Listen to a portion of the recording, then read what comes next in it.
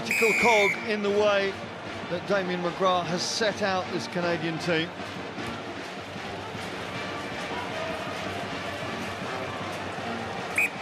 A stretch just a bit too far for Adam Zaruba.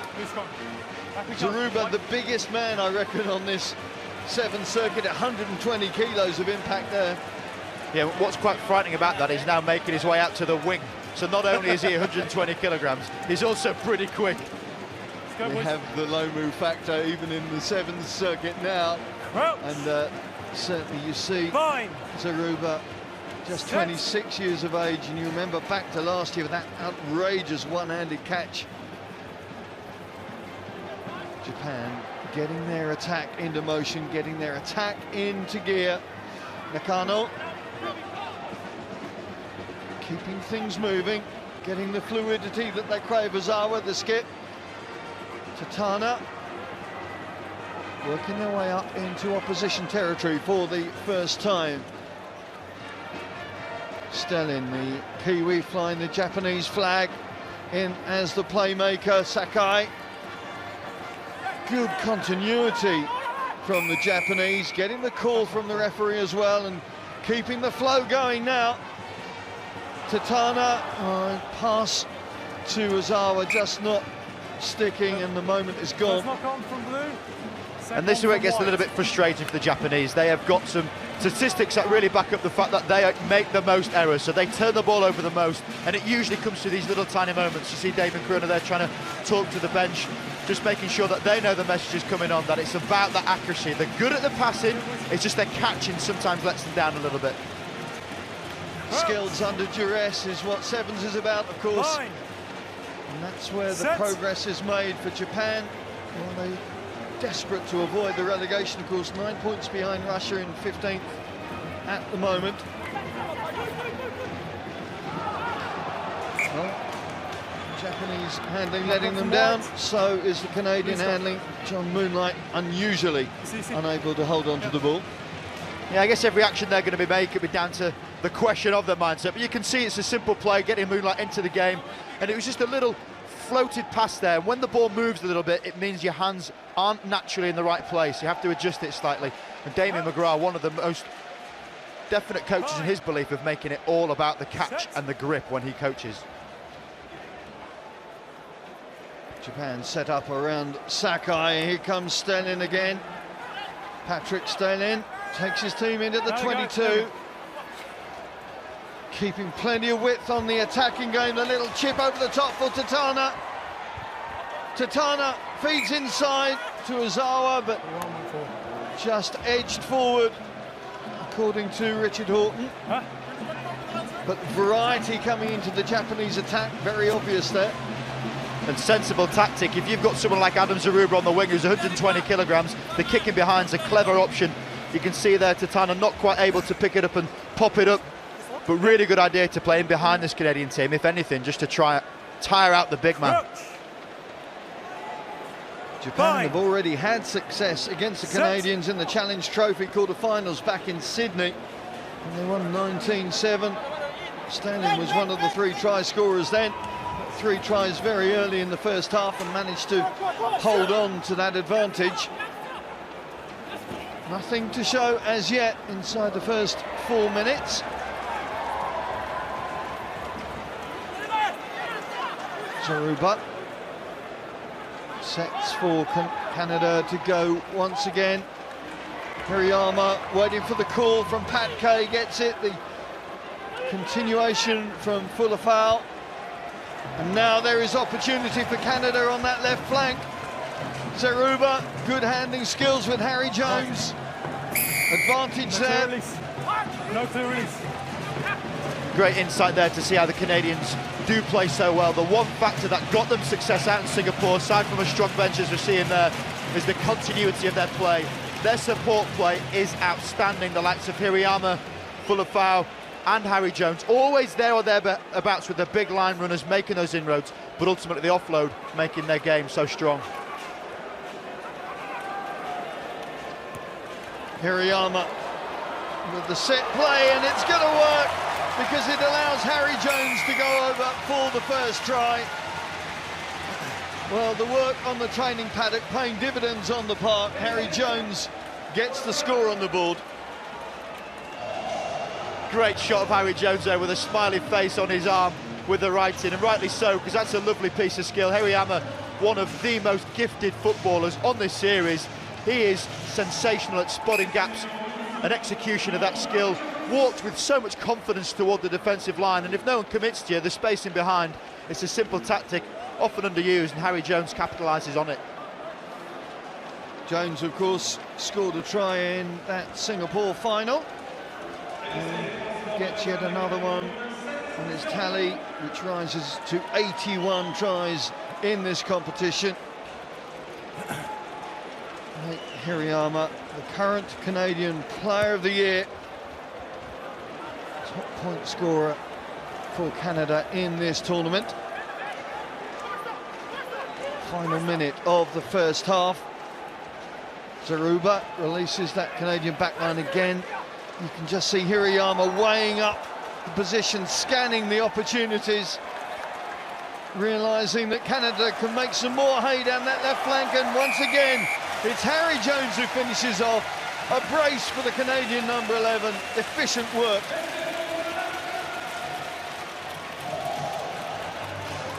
Harry Jones, such a passionate Canadian supporter. We've seen a few more on screen there.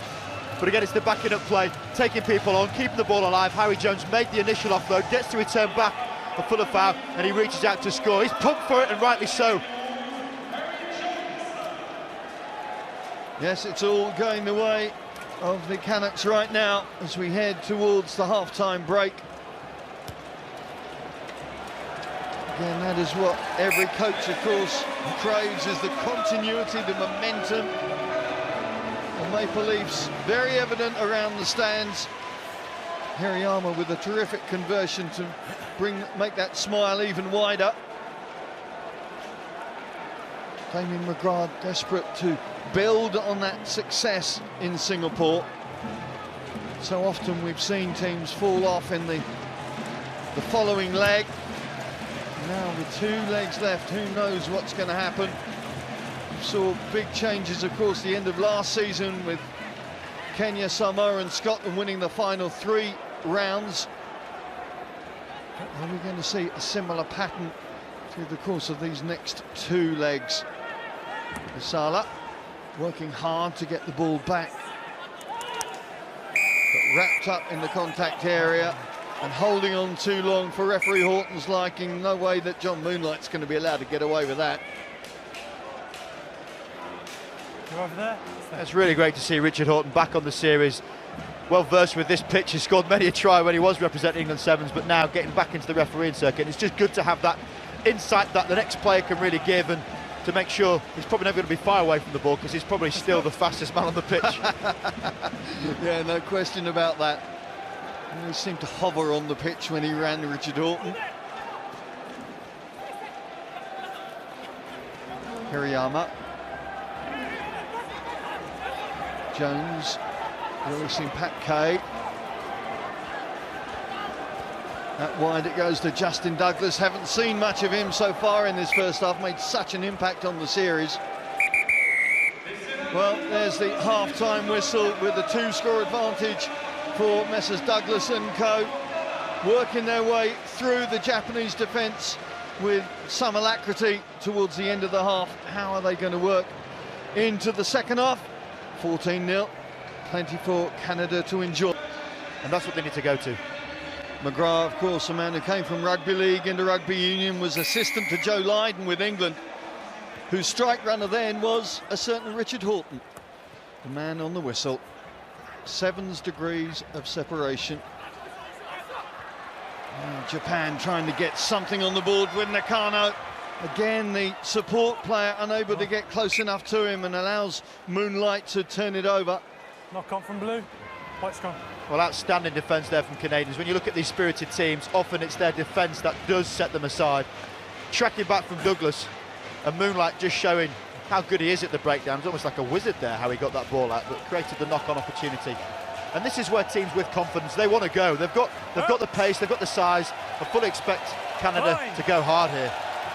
Set. Moonlight, of course, with such experience, nobody's been capped more in the Canadian ranks.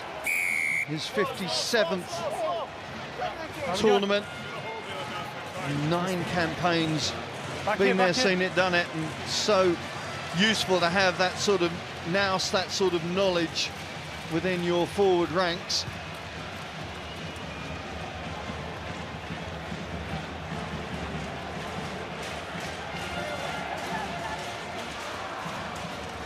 Nate Hirayama, There you go. There's your and mark. his 50th cap in Hong Kong 2 legs ago. Time off. Point scorer, got ahead of Phil Mack. Of course, 5 blue. this is the first Okay, season 5. we haven't seen Phil Mack in Canadian colours, on this 7th circuit at least. Changes for that's you. Japan, There's you. bring on Johnny Nakambula into that back line. That's fine. Stay. Stay. The Canadian hinge working again. But the crash ball for Zaruba not staying intact. I've gone from Just wide. as well he dropped it, because that is a serious amount of force coming at you on a short line on the back of the line out. But those set plays, they're practiced often, and when your timing's not right, it's usually down to 1 or 2 seconds, just that delayed pass not given the opportunity. But they are big men, just looking at the size of them there. Use them to make the inroads and then get their support play going. Crouch. Bind. Set.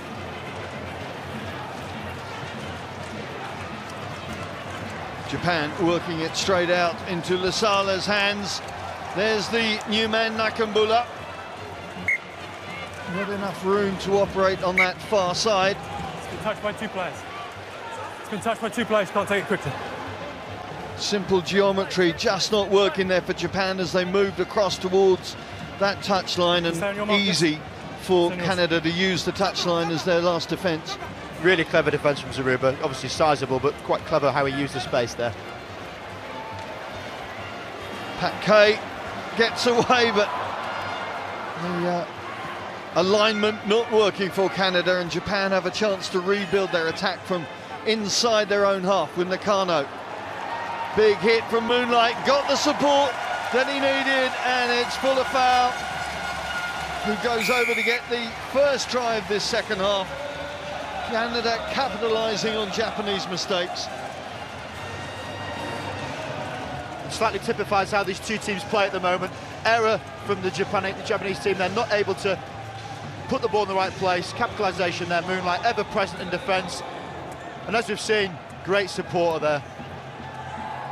The ability to be able to turn defence into attack so quickly, of course, has to be innate. It has to be within their instincts, and Canada really seem to have developed that now.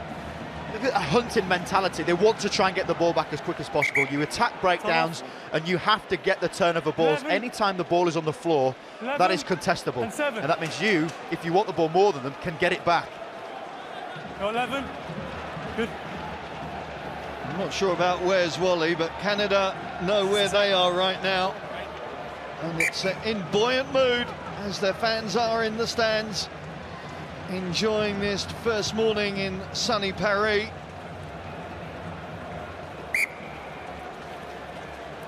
It's a coaching point, Knock on David from McGrath wide. talking about these restarts. Try to get 2 hands, get the catch. As soon as it comes down to a bat in that situation, there's a chance it may well go forward. And as everyone does remember, as you mentioned before, Simon, the Zaruba catch last year, if you have got a computer nearby, get it on YouTube. It was mesmeric. Inspector Gadget Arms, it was quite special to see. Crouch. And a man of his size as well, Bind. 6'5" and Set. 120 kilos in operation like that. Yep. Harry Jones thinking about hat-trick time, but the offload's not quite sticking. Going down onto him. Going down to the player. Japan just desperate to get something on the board. They need to find a bit of buoyancy in their play, a bit of confidence, self-belief. Large chunks of players missing now following Rio. But these guys have got such talent, they've just got to develop the instinct and the confidence, of course, that comes with victory. Entry. And they're fringing on relegation. They've got to be careful of that bottom of the table position.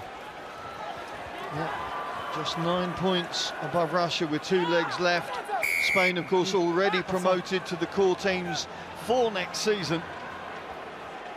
Hashino changes the option with the cross kick. How's the bounce going to work? Offside. Not well enough. As Lisala starts ahead, and he almost knew that as soon as the kick went up. Richard Horton in great position to make that call. 3 and 12, White. It came from the assistant referee on the side there, exactly marking where it was. He was offside, but good tactic. Offside. It shows they've got a bit of nous, they know where the space is. The execution was good, but sadly was just slightly in front of the kicker. Well, Japan will be relieved that Adam Zaruba is making his way from the pitch, but when they look at number 1 and they see 6'4" and 108 kilos, there's not much respite from Matt Mullin's emergence from the bench. Last minute of this first round game in Pool A for these two teams. Canada, well, look to have achieved everything they want out of the blocks in terms of 3 tries. Always areas for improvement, of course there are, but to get the first win under the belt early on. More subs being made from the bench there, as everybody looks to get a bit of game time. 11. Pool A, not going to be an easy pool with South Africa and Scotland, and we've already seen the Scots beat the league leaders. So that is going to be a very healthy mix, we think, by the end of the round-robin stages today. Harry Jones, fly half, of course, in the 15s, made a name for himself in the Rugby World Cup 2015. Off your foot into him. Forward. Accent offside. Let's get a little bit slower now, these errors creeping in the game. Offside. Often difficult when you are so fatigued. You have clearly won the game. You're not quite as on point, but they've got to realise every moment counts here. If you're not a starting player in this Canadian team, you want to be. You've got to make sure you are impacting. And I do feel a little bit there for Damon Karuna, as he struggled a little bit with this team this year without that consistency that came from last year's performance, with the Japanese were taking people down. Japan looking to finish this match on a high. The game's gone, but a chance to get over the try line would at least give them some feel-good factor to take away into their next games. Diving over the ruck. Kano flung around like a rag doll there. Motomura. Plenty around the breakdown, so only a couple of men out wide. The break is on though from Sojima, and eventually Kameli Sojima makes his mark on this match.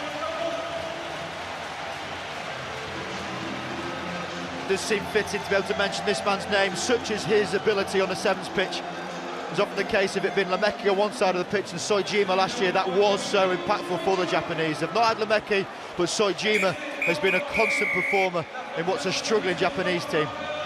So Japan get themselves on the board right at the death, but it's the Singapore champions who start Paris with victory, and Pool A is underway well and truly.